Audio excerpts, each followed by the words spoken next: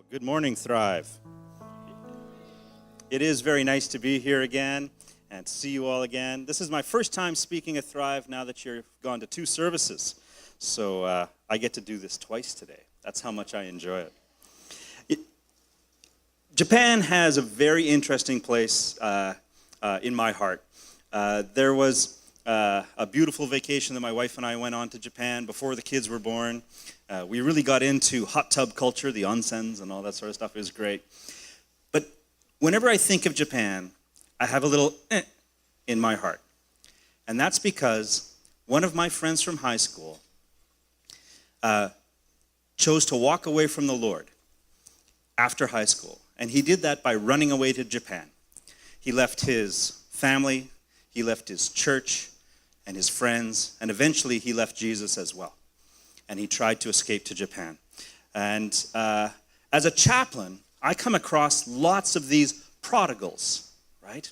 I'm a workplace chaplain, and so I go into various companies, and as I'm meeting people and talking with them, I meet so many that say, I used to be a Christian.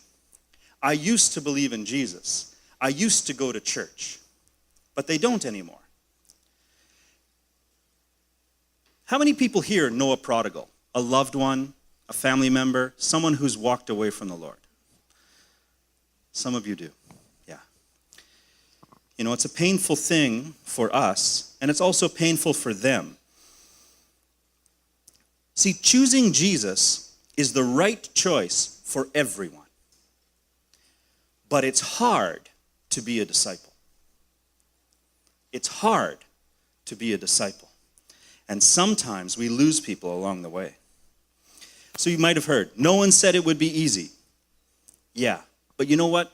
No one ever really told me how hard it would be either. To be a true disciple of Jesus is very difficult. There's a verse in Matthew 22, verse 14, and it says, many, this is Jesus talking, many are invited, but few are chosen. That's a scary verse. All of us sitting here today are interested in Jesus, love Jesus, have decided to follow Jesus even. Many are invited, but few are chosen. That's quite frightening. Today we're going to spend a little bit of time looking how hard it is to be a disciple, according to Jesus. And we will be encouraged, not just challenged. Okay? So join with me as we together go on this journey that is not always fun. Okay? Not always easy. The gospel, as we know it, is a gospel of love, right? It feels good to love Jesus. I know that. You know that. See, God initiates. He tells us of his love. He calls us to himself, and we respond. We say, yes, Lord, I want to follow you. Yes, I'm all in. I'm ready. So in love, we embrace his invitation. We jump in with 2 feet. Like, yeah, let's go in the deep end. This is great. I love it. I hear God's love, and I want to go all in. This is human nature, but Jesus knows what we are like. He knows that we have this tendency to leap before we look, right?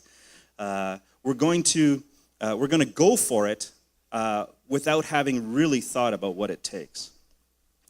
Jesus knows what we need to hear when it comes to being a lifelong disciple. So today we're going to hear him remind us to count the cost of being a disciple of Jesus. So today, if you're considering following Christ, today hear him tell you the truth. It will be hard. And today, if you are a young Christ follower, if you're just starting in your lifelong journey, hear him call you to a deeper level of obedience. Okay? And if you are a mature believer, please hear his invitation back to that original passion, back to that sold out life where everything belongs to Jesus. Because Jesus makes it clear, we can't add him to our life. It's him or nothing else. Okay? All or nothing. Sorry, it's him and nothing else. Sorry. Okay. So we start with the desire to respond in love. And so many of us know that we are commanded to go and make disciples. This is a picture from Saudi Arabia. When my wife and I heard God's call, we wanted to go to Saudi Arabia, and we wanted to make disciples for Christ. And so there's a picture of my oldest daughter, Wei Ling, with a young Saudi man. We're going to call him Abu Fadl. Now, his face has been blurred for his own safety. He doesn't really want me to do this, but I'm going to try to keep him safe to the degree that I can anyways. Abu Fadl was a young man. First, he was my student. Then he became my friend. And then God invited him to be a disciple.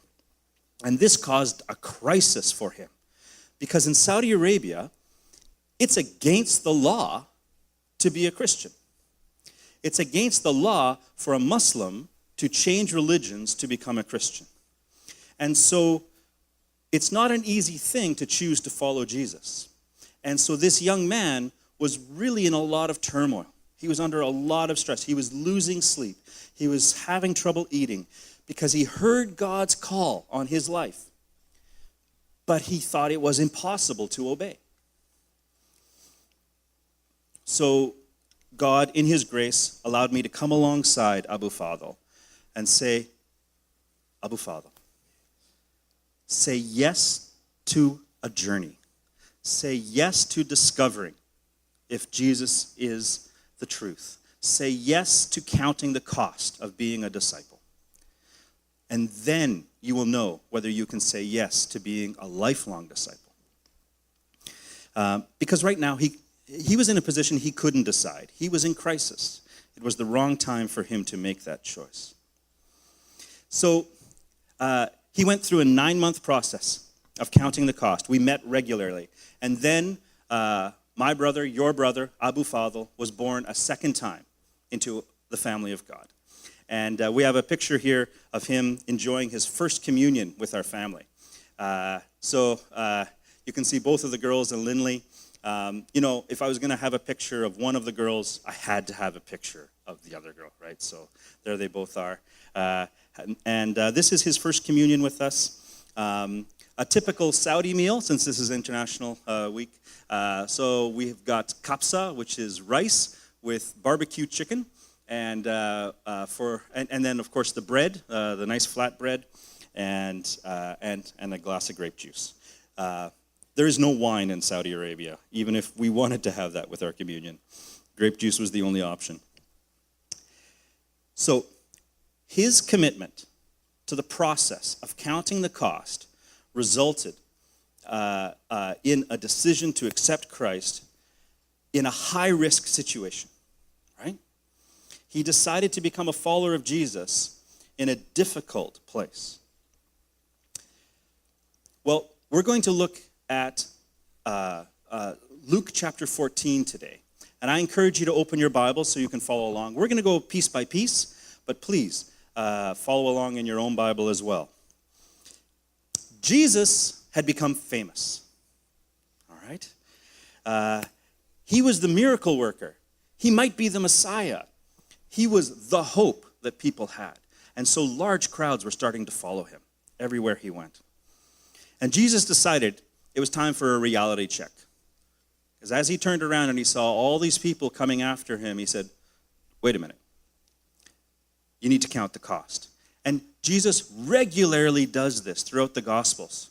Again and again and again, he says, it's not easy to be my disciple. So here in Luke 14 is one example. Think of it as this. Think of it as a quality control moment. All right? Those of you who work in industries where you have quality control, Jesus was saying, wait a minute. You need to understand that we're not about making followers. We're about making disciples. And he wanted people to reflect on that. My apologies to all those who come from Japanese culture, but I'm going to quote Mr. Miyagi from The Karate Kid now. All right? Do karate no? Okay. Do karate yes? Okay. Do karate maybe? Squish. Just like grape. Right? So this was what Jesus was giving people an opportunity to do. Reflect on the choice. Yes, no, not maybe. All right? Large crowds were traveling with Jesus. And turning to them, he said, "If anyone comes to me and does not hate his father and mother, wife and children, brothers and sisters, yes, even their own life, such a person cannot be my disciple." I'm just checking. Is that in your Bible? I'm surprised to find it in mine. I mean, the gospel is a story of love, right? And here's Jesus using language of hate. Well, I think Jesus has a message for us here, and he wants to get our attention with this word hate. He doesn't want us to ignore him or gloss over what he's talking about. So Jesus wants to shake up our relationships when we count the cost for being a disciple. He wants us to pay attention to what it's going to take in our relationships if we're going to be a lifelong follower of him. In Matthew chapter 10, verse 37, Jesus says this a little differently. He doesn't use the word hate, so I'm going to read that for you, just so that you understand what Jesus is trying to do here with these words. He says, "Anyone who loves their father or mother more than me is not worthy of me. Anyone who loves their son or daughter more than me is not worthy of me." And that's what's happening here with these verses. Jesus is saying very, very clearly that he must be your greatest love. If you want to be a disciple of Jesus, you must love him more than others. More than your parents, more than your friends, more than your spouse, husband or wife, more than your kids. Notice how progressive it is. You know what should be next? More than your grandkids, right? These are people that we love in our life. But Jesus is saying, you must put me first. Before these other relationships, I have to be first. This brings up the question, what about the fifth commandment? In the 10 commandments, the fifth commandment is honor your father and mother, right? So for those of you who may be having difficult relationships with your family members, you might be seeing this as an option. Oh, Jesus says I only have to love him. No. No. The fifth commandment is not erased by this teaching. Jesus says you cannot ignore them. You cannot reject other people. But this is about priority. I am the priority in your life. You still must love others. And they must still be in your life. So we need a practical step here. What can we do? And here's one thing I'd like to suggest, is that we begin praying for those that we love if we're not regularly praying for them now. By praying, we're putting Jesus first. By praying, we're saying, Lord, I'm going to you first. And this person I love, I want you to care for them. I want you to take care of them. I want you to bring them into a greater understanding of discipleship and following you. It keeps our focus on Jesus, not on the people that we love. And we get to talk to him about these people that we love. And he will reorder our relationships in the correct manner. He will ensure that he is number one, even though we are still loving others. Okay? So that's my recommendation. Take a practical step. Pray for others. But Jesus isn't done. He goes on in verse 27. And he says, "And whoever does not carry their cross and follow me cannot be my disciple." Well, Jesus is going to shake us up again. And what he's shaking up now is our sense of entitlement, right? Our sense that that we get stuff because we follow Jesus. And Jesus is making a different promise here. He's promising suffering if we choose to follow him. It's very interesting that Jesus uses the image of carrying the cross, which is the instrument of death, even before he was to die on the cross. Right? He's already got the picture, and he's planting it in the minds of his disciples. Look, if If you want to be my disciple, you must pick up your cross and carry it to the place where you will be executed and you will die. And later, he did exactly that. He carried his own cross, and when he was put on it, he was killed. He was executed. And he's telling his disciples, point blank, unless you're ready to do what I am going to do, you cannot be my disciple.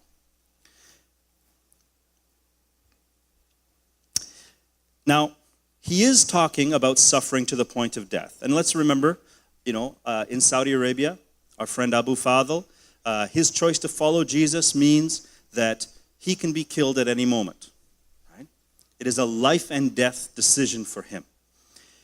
In Japan, we heard this morning that there are many people that are losing everything to follow Jesus. Right? They're losing all of their community, all of their family, all their relationships because they're putting Jesus first. For us, maybe the choice isn't that critical, but there will be a cost to following Jesus. There will be broken relationships because you choose to follow Jesus. This is a promise that Jesus is making to you. And I think it's important that we recognize that all of the times that Jesus calls us to suffer, we want to ignore it. But the truth is, he's repeating it again and again. You must remember, it's going to cost you. You must remember, you will suffer. Right now in our church, our churches across the world, there's a big push to talk about how much Jesus wants to bless us. How much, if we follow Jesus, we will be wealthy, we will be healthy, right? The prosperity gospel. This is a lie from the evil one. And he is trying to destroy the church by getting us to follow our own God instead of following Jesus. Following Jesus means that you will suffer. This is his promise. So here's a practical step for you. Anticipate hardship. Expect trouble. Okay? A blessing is just that. A blessing is an unearned result of following Jesus. It's something he does for you. If you are sitting here today or when you're praying at home, you are expecting blessing, you might be struggling with the core message of the gospel. If you expect suffering, you are not missing the core message of what it means to be a disciple. All right? Anticipate hardship. Too often, we choose to believe in a gospel light, right? Like a Diet Coke, right? You can have it all. You can have a Coke, and it won't make you fat. You can have the gospel, and you can still be successful and rich and everything else that our society tells us that you can have. No. Jesus says, carry your cross if you want to be my disciple. Abu Fadl, one dark moment in his life, his family discovered that he had become a follower of Jesus. And they took everything away from him. They took his computer, his phone, they took his freedom, they took his car, and his father beat him and put him in the hospital. Okay? And when that happened, he got a message to me through another student of mine. And that message said, don't worry, Kip. Jesus promised me this would happen. And I encourage you to understand that when trouble comes because you choose to be a disciple of Jesus, he promised you that would happen. He didn't promise to make you rich. He promised that you would suffer. Okay? All right. Now Jesus is going to continue teaching, and he's going to use a few parables. All right? So here's the first parable. Suppose, Jesus says, one of you wants to build a tower. Won't you first sit down and estimate the cost to see if you have enough money to complete it? For if you lay the foundation, not able to finish it, everyone who sees it will ridicule you, saying, this person began to build, but wasn't able to finish. All right, everyone, point and laugh. Ha, ha, ha, ha. Come on, try it. Point and laugh. Ha, ha, ha, ha. He couldn't finish it. Ha, ha. All right.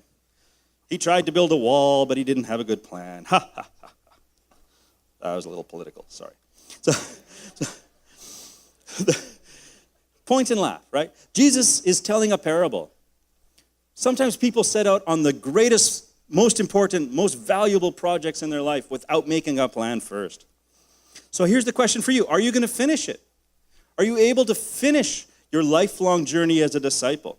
Jesus wants us to shake up our resources. He wants to ensure that everything is invested in being his disciple. Not just extra, but everything. Okay? First, make sure that you sit down, estimate the cost, and then start the project as though you will finish it. So, do we have enough resources? Do we have the follow-through? It's a gut check. What's your character like? Are you the sort of person who's going to jump in 2 feet and then say, whoa, this deep end is really deep. I think I'm going to get out of the pool. Jesus is saying, check again before you jump in. Understand what it's going to cost. So, understand this. Jesus is asking for all of our resources. But let's talk about time, especially our timeline as people. Jesus doesn't want just a few days of your life. He wants every day. Jesus doesn't want just every year. He wants a year. He wants every year, okay? So I'm going to encourage you to do this as a practical step. Dedicate every year to God. If you have not yet dedicated 2018 to serving God, do it. Take the practical step. God, this year belongs to you, not me. And if you dedicate every year to God, you will be further along the path of finishing your journey as a disciple. You know, I've got a picture of a plate of cookies here. You ever seen kids sharing cookies? Right? One for me, one for you. One for me, I'm taking the fat one. One for you. One for me, that one has more chocolate chips. One for you. And we want to do this because we're human, right? We want to do this in our discipleship path as well. When I was baptized, I immediately received a call from God to be a missionary. And my initial response was, yes, I will do that for you, God, later. Right? Yes, God, I'm all in. That sounds great. But, you know, I'm only 13 right now, so obviously you don't mean today. You mean later. And I kept procrastinating. I kept delaying. That's not counting the cost, right? That's avoiding suffering. That's avoiding what God is calling me to do. So I encourage you, don't dole out your days and your years as though they're cookies. One for me, one for you, God, that's yours. I'm taking this one here because, you know, I've had a tough time and now I want a big fat cookie. So this year is just for me. No, that's not what God wants. All in. They're all for him. Jesus tells another parable. He says, or suppose a king is about to go to war against another king. Won't he first sit down and consider whether he is able with 10,000 men to oppose the one coming against him with 20,000 men? If he's not able, he will send a peace delegation while the other is still a long way off, and he will ask for terms of peace. So Jesus wants us to ask, are you able to win if you do this? Because a lot of us have a good enough mindset, right? And Jesus wants to shake that up. This sense that, well, you know, I tried, right? Or I'm going to do my best and that has to be enough. And Jesus says, no, you're in it to win, not just to participate, right? You're in it to have the definitive success, not partial success. And I'll just remind you that there are no participation medals if you're serving Jesus. Participation was a fitness program that they had back in the 80s when I was a kid. And it was designed to get everybody doing things. And so everybody got a ribbon, right? Everybody was, oh, well done, well done. Even if you came in last, you know, congratulations, you tried, right? There are no participation medals when it comes to life, because life is not a video game, right? This is real war. We have a real enemy, and he's seeking to destroy us and destroy this church. And it's not enough just to be here. We need to serve as well. Okay? It's not enough to say, I think I'll try. It's only enough if Jesus wins. We all need to serve so that the church flourishes. So please, don't just attend church. Defend this church. Get involved. Find practical ways to serve. That is a way to make a step.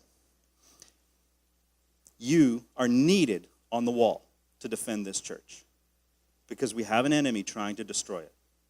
It's not enough just to show up and be part of the service. So Jesus is questioning our commitment. Are we in the stands? Are we cheering each others on? Right? Are we like, you guys go for it. Yeah, grow that church. Yeah, good for you. Get out there and tell people about Jesus. Or are we in the fight? Are we actually participating in the core work of the church?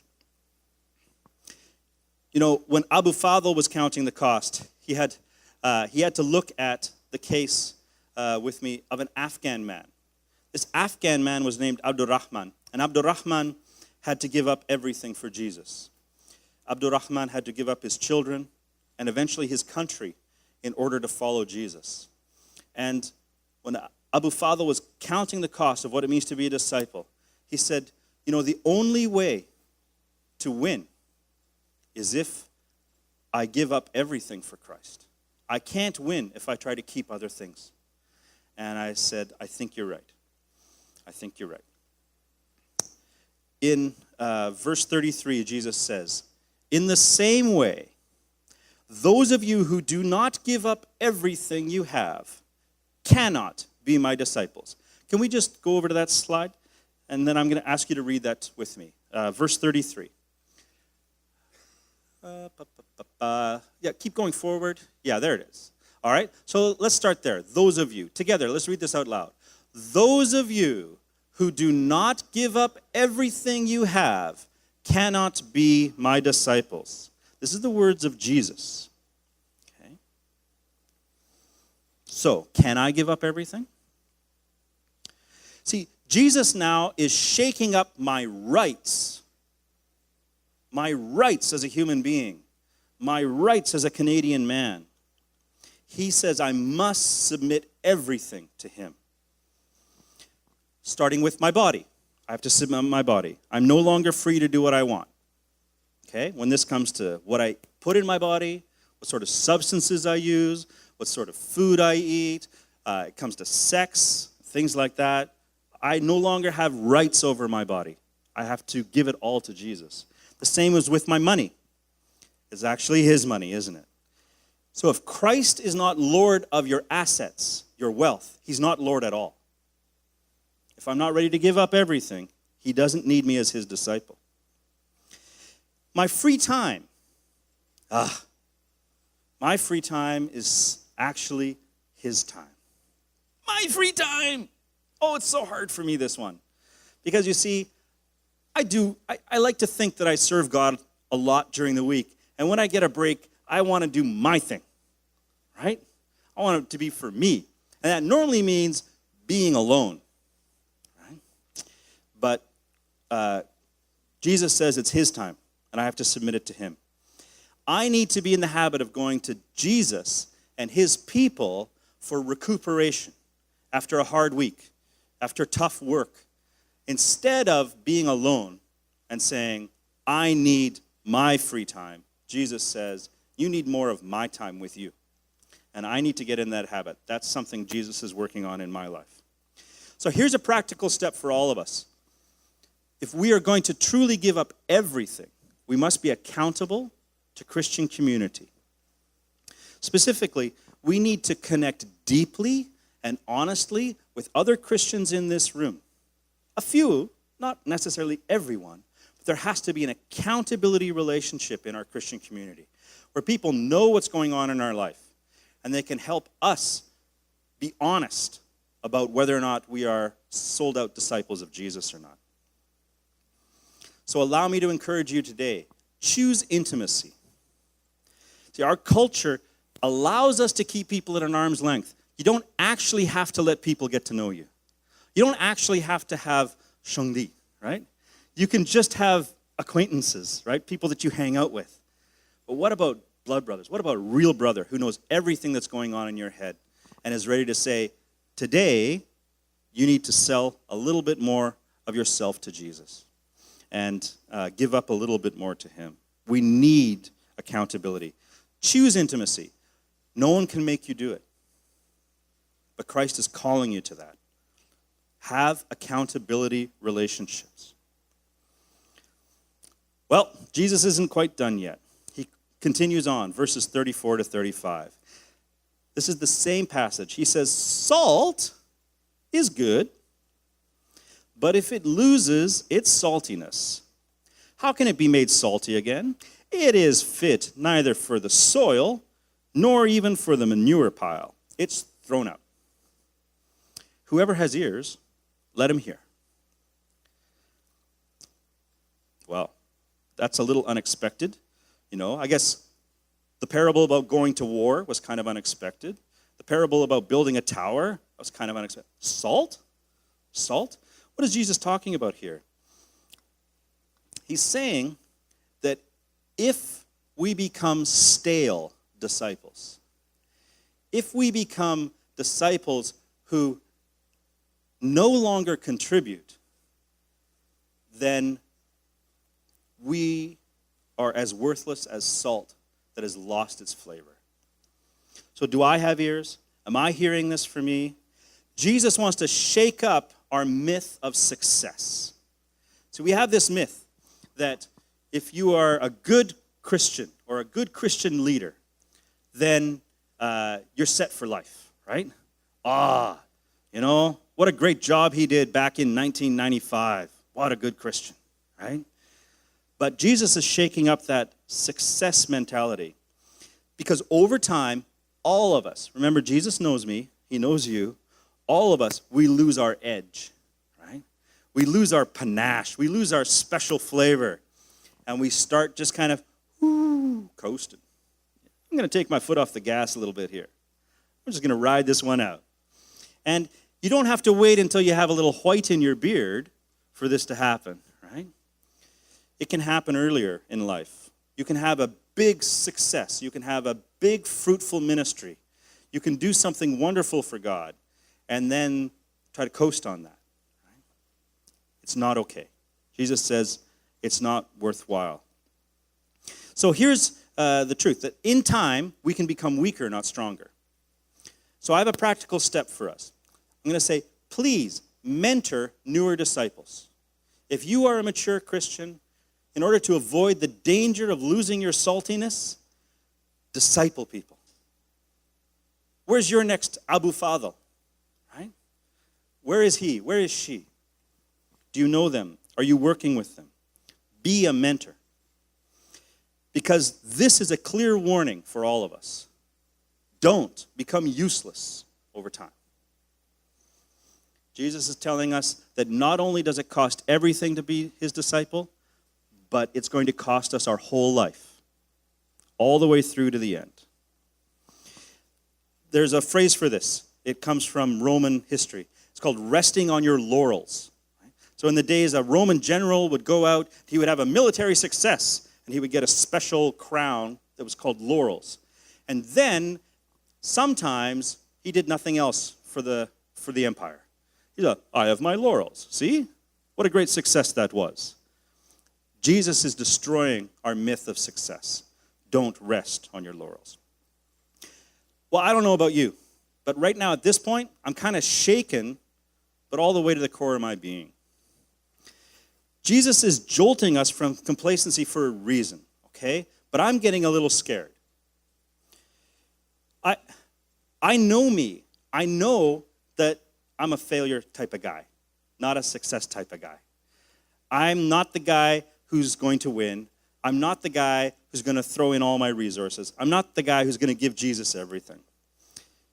And so I have a problem. Maybe I shouldn't be a disciple of Jesus.